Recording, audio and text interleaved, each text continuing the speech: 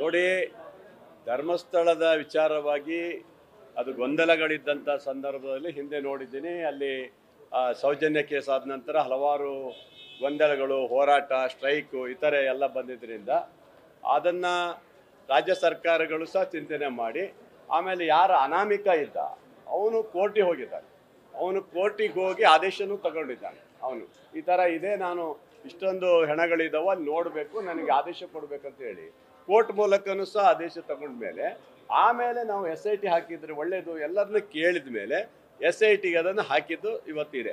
ಆದರೆ ಅವನ ಅನಾಮಿಕ ಎಷ್ಟೋ ತಗೊಂಡು ಹೋಗುವಂಥ ಪ್ರಶ್ನೆ ಬರೋದಿಲ್ಲ. ಅಲ್ಲಿ ಒಂದಿಷ್ಟು ಅಂತ ಇರುತ್ತೆ, ಅದನ್ನು ಗುರಿ ಆದಮೇಲೆ ಬಿಟ್ಕೊಡ್ಬೇಕು. ಅದನ್ನು ರಾಜ್ಯ ಸರ್ಕಾರನೂ ಅದ್ರ ಬಗ್ಗೆ ಚಿಂತನೆ ಮಾಡ್ತಾ ಇದೆ. ಇವತ್ತು ಈಗಾಗಲೇ ಅದ್ರ ಬಗ್ಗೆ ಯೋಚನೆ ಮಾಡಿದ್ದಾರೆ. ಈಗ ನಾವು ಹೇಳೋದಷ್ಟೇ, ನಾವು ಇವತ್ತು ಒಂದು ಧಾರ್ಮಿಕ ಕ್ಷೇತ್ರದಲ್ಲಿ ಯಾವುದೇ ಗೊಂದಲ ಆಗಬಾರ್ದು, ಅಲ್ಲಿ ಏನೂ ತೊಂದರೆ ಆಗಬಾರ್ದು, ಅಲ್ಲಿ ಒಳ್ಳೆ ರೀತಿಯಲ್ಲಿ ಹೋಗಬೇಕು. ವೀರೇಂದ್ರ ಹೆಗ್ಗಡೆ ನಡೆಸ್ಕೊಂಡಿರುವಂಥ ಆ ಕ್ಷೇತ್ರ ಒಳ್ಳೆ ರೀತಿ ನಡೆಸ್ಕೊಂಡು ಹೋಗ್ಬೇಕು ಅನ್ನೋದು ನಮ್ಮೆಲ್ಲರದ್ದು ಇದೆ. ನಾವು ಇದ್ದೇವೆ, ನಾವೇನು ಅದಕ್ಕೇನು ಇದು ಮಾಡಿದ್ದಲ್ಲ. ಯಾವಾಗ ಕೋರ್ಟಿಗೆ ಹೋಗಿ ಆದೇಶ ತಗೊಳ್ಳೋದ್ಮೇಲೆ ನಾವು SIT ಮಾಡಿದ್ದೀವಿ. ಮತ್ತು ಅಲ್ಲಿ ಹೊಡೆದಾಟ, ದೊಂಬಿ, ಯಾರು ಕಮ್ಮರಡಿನ ಯಾರು ಇದಲ್ಲ ಅವರೆಲ್ಲ ಸೇರಿಕೊಂಡು, ತಿಮ್ಮರಡಿ ಅವರೆಲ್ಲ ಸ್ವಲ್ಪ ಗಲಾಟೆ ಮಾಡಿ ರಗಳೆ ಆದಮೇಲೆ ಇದನ್ನು ಸಹಜವಾಗಿ SITಯನ್ನು ಮುಖ್ಯಮಂತ್ರಿಗಳು ಕೊಟ್ಟಿದ್ದಾರೆ. ಅದನ್ನು ನಾವು ಮುಂದುವರಿಸ್ಕೊಳ್ಳೋದಂಥದ್ದು ಏನಿಲ್ಲ. ಅದನ್ನು ವರದಿ ಏನು ಇವತ್ತು ನಾಳೆಯಲ್ಲಿ ಕೊಡ್ತಾರೆ, ಆಮೇಲೆ ನಾವು ಅದನ್ನು ನಿಲ್ಲಿಸುವಂಥ ಕೆಲಸ ಮಾಡ್ತೀವಿ. ನೋಡಿ, ಎಲ್ಲರೂ ಸಹಜವಾಗಿ ಕೇಳ್ತಾರೆ ಅದೇನು ಮಾಡ್ತೀರಿ ಅಂತ. ಮುಖ್ಯಮಂತ್ರಿಗಳು ಅಸೆಂಬ್ಲಿಯಲ್ಲಿ ಉತ್ತರ ಕೊಡೋ ಮೂಲಕ ಮಾತಾಡ್ತೀನಿ ಅಂತ ಹೇಳಿದ್ದಾರೆ.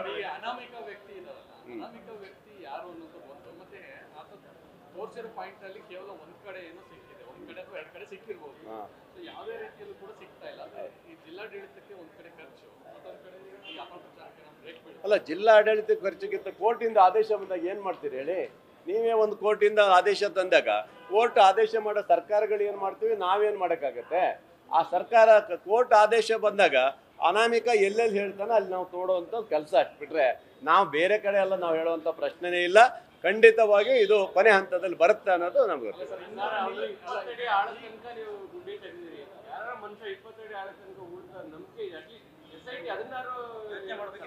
ಸರ್, ಏನು ಮಾಡೋಕ್ಕಾಗತ್ತಲ್ಲ. ನೋಡಿ, ಅವನು ಅನಾಮಿಕ ಏನು ಹೇಳಿದ ಮಾಡಿದ್ದಾರೆ. ಅವನು ಯಾವ ಥರ ಬಂದ್ ಮಾಡಿದಾನೋ ಗೊತ್ತಿಲ್ಲ. ಒಟ್ಟು ಅವನು ಸರಿ ಇದ್ದಾನೋ ಸರಿ ಇಲ್ಲೋ ಗೊತ್ತಿಲ್ಲ. ಕೋರ್ಟ್ ಆದೇಶ ಕೊಟ್ಟಿದ್ದಾರೆ, ಅದ್ರ ಬಗ್ಗೆ ನಾನು ಮಾತಾಡೋಕ್ಕಾಗಲ್ಲ. ಅದೇನಾದ್ರು ಆಗಿಲ್ಲ ಅಂದಮೇಲೆ ಅನಾಮಿಕನ ಮೇಲೆ ಏನು ಕ್ರಮ ತಗೊಳ್ತಾರ ಅನ್ನೋದು ಮುಂದೆ ಇದೆ, ಅದು ಮಾಡಲೇಬೇಕು. ಎಲ್ಲ ಕೊಡಲ್ಲ, ಮಧ್ಯಂತರ ವರದಿ ಕೊಡ್ಲಿಕ್ಕೆ ಬರೋದಿಲ್ಲ. ಹಂಗೆಲ್ಲ ಅದನ್ನ ಕ್ಲಿಯರ್ ಮಾಡಿಬಿಟ್ಟು ಮಾನ್ಯ ಮುಖ್ಯಮಂತ್ರಿಗಳು ಇಲ್ಲೇ ವರದಿಯನ್ನು ಮಾಡಿಸ್ತಾರೆ.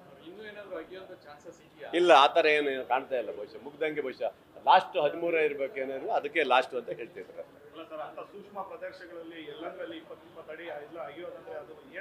ಸರ್, ನಾನು ಹೇಳ್ತಾ ಇದ್ದೆಲ್ಲ ಸೂಕ್ಷ್ಮ ಪ್ರದೇಶ ಧರ್ಮಸ್ಥಳ ಅಂತ ಹೇಳಿದ್ರೆ ನಂಬಿಕೆ, ವಿಶ್ವಾಸ, ಧರ್ಮದ ಬಗ್ಗೆ ಆಧಾರವಾಗಿ ಇಟ್ಕೊಂಡಿರುವಂಥ ಒಂದು ಕ್ಷೇತ್ರ. ಇಡೀ ರಾಜ್ಯದಲ್ಲಿ ಉತ್ತರ ಕಾಶಿ ಅಂತ ಹೇಳಿರುವಂಥ ಒಂದು ಕ್ಷೇತ್ರ ಇದೆ.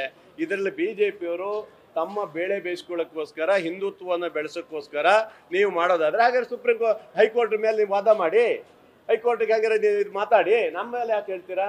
ಅದನ್ನು ನಾವು ಮಾಡಿದ್ದ ಅದು. ಅವ್ನು ಹೈಕೋರ್ಟಿಗೆ ಹೋಗಿ ತಗೊಂಡು ಬಂದ ಮೇಲೆ ತಾನೇ ನಾವು SIT ಕೊಟ್ಟಿರೋದು.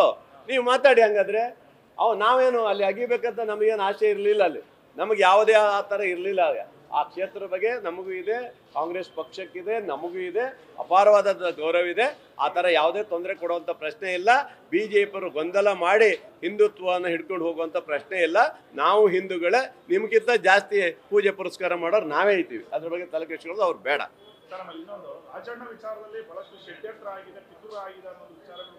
ಅದೆಲ್ಲ BJPಯವರು ಹೇಳ್ತಿರೋದು ಬಿಟ್ರೆ ನಾವಲ್ಲ. ರಾಜಣ್ಣರ ವಿಚಾರದಲ್ಲಿ ಕೇಂದ್ರ ನಮ್ಮ ನಾಯಕರು ತೀರ್ಮಾನ ಮಾಡಿರುವಂಥದ್ದು ಏನಿದೆ ಅದು ಮಾಡಿದ್ದಾರೆ. ಅದರ ಬಗ್ಗೆ ಪಿತೂರಿ ಏನಿದೆ, ಅವ್ರು ಹೇಳಿರ್ಬೋದು, ಯಾವುದೇ ಪಿತೂರಿ ಅನ್ನೋ ಪ್ರಶ್ನೆ ಇಲ್ಲ.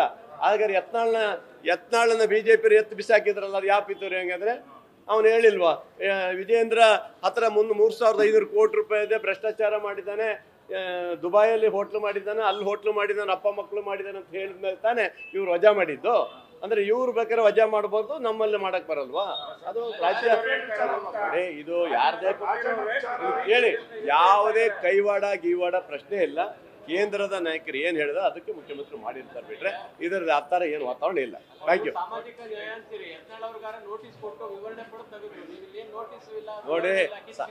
ನೋಡಿ, ಸಾಮಾಜಿಕ ನ್ಯಾಯ ಕಾಂಗ್ರೆಸ್ ಅಲ್ಲಿ ಇದೆಯಪ್ಪ. ಅದ್ರ ಬಗ್ಗೆ ತಲೆ ಕೆಡಿಸ್ಕೊಳ್ಳಬೇಡಿ. ಅವ್ರು ಮಾತಾಡೋದು ಏನಂತ ನೀವು ತೀರ್ಮಾನ ಮಾಡ್ಕೊಂಡು ಮಾತಾಡಿ, ನಮ್ದೇನಿಲ್ಲ. ಅವರೇ ರಾಜಣ್ಣ ಒಳ್ಳೆ ಮನುಷ್ಯರಿದ್ದಾರೆ. ಅವರ ಇತ್ತೀಚಿನ ಅವರ ವರದಿಗಳು ಒಂದಿಷ್ಟು ಎಫೆಕ್ಟ್ ಆಗಿದ್ದು ಬಿಟ್ರೆ ಬೇರೆ ಏನಿಲ್ಲ. ಅದರಿಂದ ಆಗಿರ್ತ ಬಿಟ್ರೆ ಪಕ್ಷದಿಂದ ಯಾವ ಮುಖಂಡರು ಮಾಡಿದ್ದು ಅಲ್ಲ. ಓಕೆನಾ? ನ್ಯೂಸ್ ಫಸ್ಟ್ ನಿರ್ಭೀತಿಯಿಂದ ನಿಮ್ಮ ಪರವಾಗಿ.